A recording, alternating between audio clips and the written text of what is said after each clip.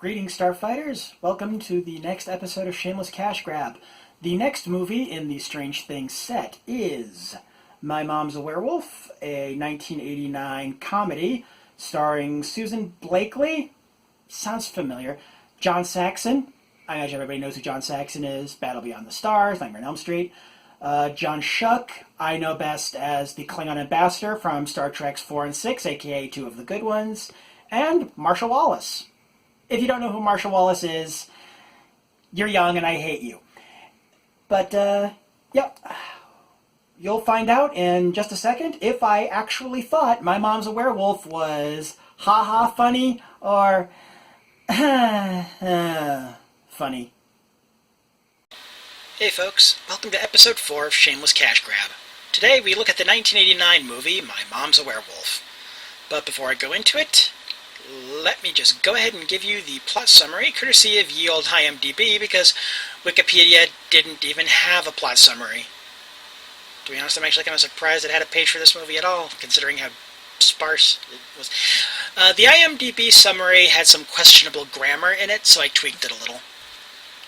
Frustrated housewife Leslie visits an animal shop to purchase a flea collar. Wait, shouldn't it say pet shop? Forget it. Unknowing that the owner is a werewolf, she accepts his invitation to lunch and later to his apartment. Okay, that's actually a bit misleading. He invites himself to her. Okay. Through a bite in her toe, he starts her slow transformation into a werewolf. As for the movie itself, my biggest fear going into this movie is that it wouldn't be even remotely funny. As people who've been doing this, talking about movies on the internet thing way longer than I have will tell you, the hardest things to review are bad comedies, because at the end of the day, there's really only so many ways you can say, this is not funny. So, were my fears assuaged or confirmed? Let me give you a hint.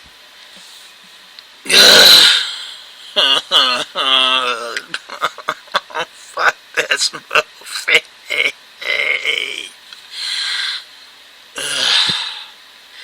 My biggest mistake with Space Hunter was watching it alone, without friends there to join in on some MST3K style riffing. My mistake with My Mom's a Werewolf was watching it sober. Okay, the movie itself. We open on a long segment, the first part of which is done with one long shot. Something that would be pretty impressive if it was actually funny, because remember how this movie's supposed to be a comedy? But, it does introduce us to our main character pretty effectively, pretty bog standard, frustrated housewife. Okay, fine. Nothing groundbreaking, nothing terrible. We go from her and her very bad dog, sorry, this one is not a good dog, Brent, to her daughter at one of the most pitiful fake sci-fi horror conventions ever committed to cinema. I can talk.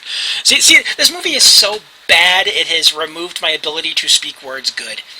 Okay, yeah, a pitiful fake sci-fi horror convention, and yeah, it's like this big convention that apparently takes place in one room, and yeah, one big room that has the dealer's table like right there in the middle, and then everybody just walking around it. Yeah, clearly not where the budget went. We meet the daughter's friend, who doesn't so much talk like a teenager, but more like someone who thinks they know how teenagers talk from watching their kids watch Teenage Mutant Ninja Turtles. Oh yeah, and let's not forget the offensive Romani stereotype character. Gotta have one of those, apparently. Oh, wait, never mind, we can! Often. I've seen plenty of werewolf movies without offensive Romani stereotypes, without the G word being thrown around. Yeah, I'm already this angry at the movie, and we're not even 9 minutes in yet. At least with Space Hunter, the lack of early action was for a slow build. This movie is trying to be funny, not doing a slow build. And let's take a minute to talk about this movie's idea of foreshadowing. Clumsy news report exposition? Check. Okay, some good movies have had that too, but it's still annoying when it happens. And, oh yes, the piece de resistance in terms of foreshadowing. A parrot saying, watch your toe, watch your toe. My fanfiction has better foreshadowing than that. Right, speaking of pets, at the pet store is where we finally meet the real star of this movie, John Saxon, playing a werewolf.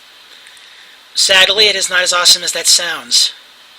And, of course, our frustrated housewife is intrigued with him, despite the jaundiced eyes, being overdressed to run a pet store, and having the air of a stalker.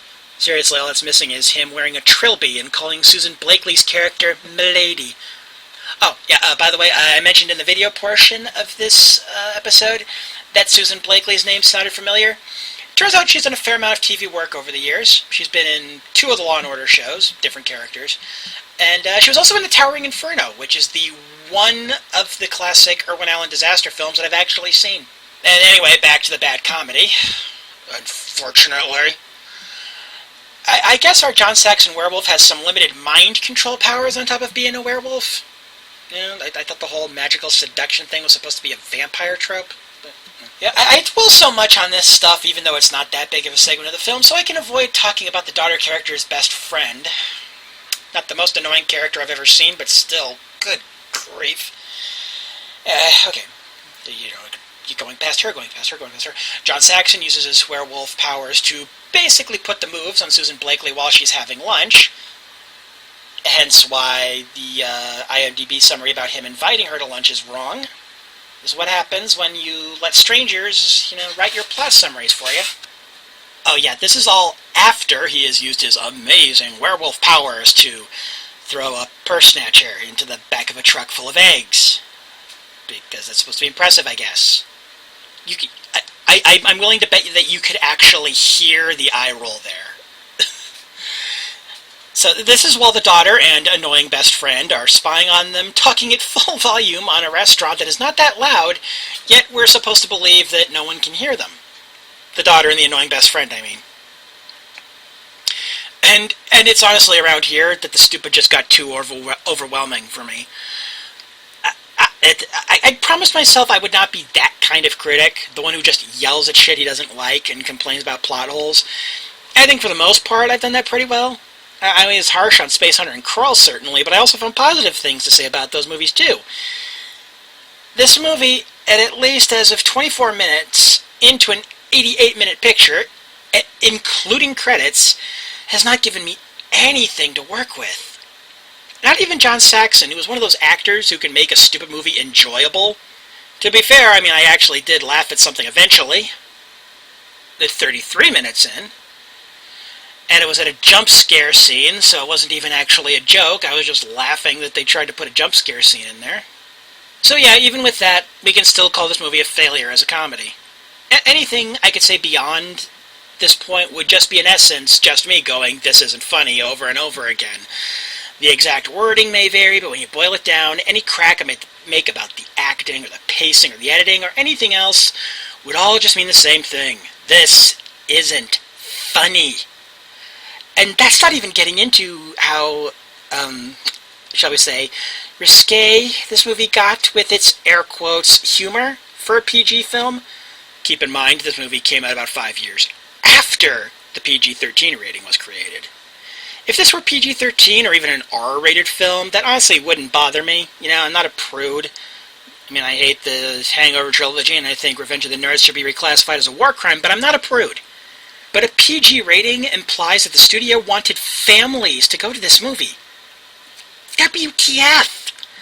But I guess I do need to finish talking about the movie so I can get to the other parts of this episode. Oh god, I really don't want to. This movie is so bad. Let's see, about 37 minutes, you get another chuckle.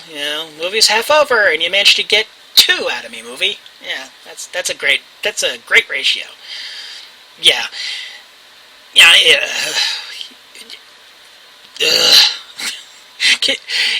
Okay, that last is actually due to the weather, not how bad the movie is, but I can't say I would blame you if you got that confused. But yeah, halfway through the movie, 2 chuckles, and only one of which was actually at a joke that was in the movie. Yeah, it's like, even if the rest of the movie, even if the second half had been a laugh riot from there on out, that would still be a failure. And honestly, there's no way I'm recommending this movie to anyone who isn't like some big werewolf movie completionist or a John Saxon completionist. And even then, hey, remember what I said about my mistake being watching this movie sober? So yeah, let's just zip through the rest of this turd as quick as we can. Dentist office sequence goes on too long and a little racist. Butcher shop sequence feels like something Mel Brooks rejected, and not at his peak Mel Brooks rejecting. Dracula Dead and Loving It Mel Brooks rejecting. Halloween party, shaving legs joke, yada yada, title drop, John Saxon is a bad pun, daughter learns from the fake Romani lady, and no, I will not use the G word, I don't care, it's what they say in the movie. And, Marshall Wallace. You know, I'd almost forgotten she was supposed to be in this movie. Maybe she can salvage something from this train wreck? No. Moving on, because if I spoil enough of this movie for you, you'll suffer as much as I have, and shared pain is lessened pain. After the unfunny sequence at the hair salon, we get a mildly amusing sequence of John Saxon preparing for a date. Just picture his bad guy from Battle Beyond the Stars listening to 50s-sounding music in a bathrobe and sunglasses, and you'll get why I chuckled at that. And, okay, the him using the holy water as cologne was kind of funny, too. You know, after daughter and best friend confront him with things that are supposed to kill vampires, but what the hell movie did they think they were making? Sorry, trying to get through this. Seriously, though, movie, why did you have to wait to save your decent jokes for the last 20 minutes? No, forget the rest of the plot rundown. Villain vanquish, mom returned to normal, stupid police and media antics, and also stupid paramedic antics. Kimmy Robertson from Twin Peaks shows up for 5 seconds, and a clumsily telegraphed reveal that makes no sense, and finally it's over. Okay, final segments of the show, Stranger Things similarities. We have a kid who's into sci-fi and horror, the daughter's best friend, so there's that. Although if this character had been in Stranger Things, you would have been rooting for the Demogorgon.